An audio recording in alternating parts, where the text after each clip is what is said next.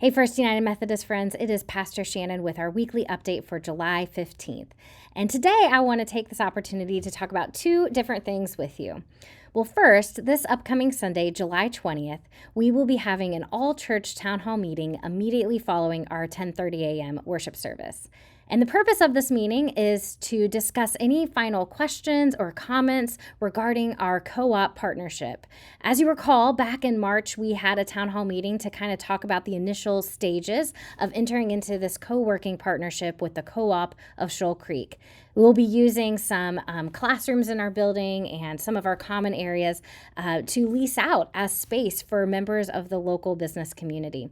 So over the last few months, myself and our leadership team has been having conversations and making plans and discussing contracts. So the purpose of this meeting is to kind of catch you up on everything that's happened so far, let you know about our next steps, and also just to give you all a chance to voice any concerns or ask any questions you might have before we officially move into this partnership.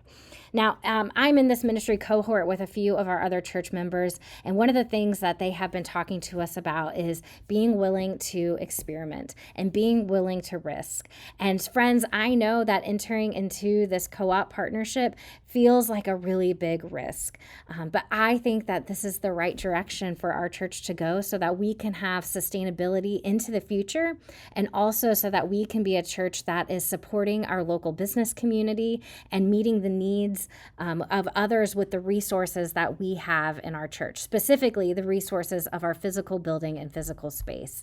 I know that a lot of you may still have some questions, and that is okay. I'd love to talk more about that at our town hall meeting, but of course, I have an open door policy. You can reach out to me at any time, and we can set up a time to discuss if you would prefer to meet that way. Now, the second thing I want to talk about is that we are nearing the end of our Art of Neighboring series. I hope you've enjoyed this. I've had a lot of fun creating these sermons and preaching these sermons. I think it's just really practical advice for how we live in our world today and how to be good neighbors to those around us. So as I talked about on Sunday, the neighboring challenge for this week and for next week is to begin to plan your block party. Now, this doesn't have to be a huge gathering. It doesn't have to be a big dinner party. It can be something as simple as sharing ice cream or popsicles in your driveway. In my email, I'm going to post a link to the City of Excelsior Springs Neighboring Initiative, and they have some really great ideas about what you could do for your block party gathering. And there's also a space that you can register your block party so that it can be a part of the mayor's 50 block parties between Easter and Halloween challenge. I'd love for our church to make up some of those 50 block parties. Well, as we are entering into kind of the middle of summer, I know that many of you are vacationing and taking time off, and I love that. I will be taking my vacation in a few weeks, but just also know that your church is here for you, and we are grateful that you are a part of our congregation.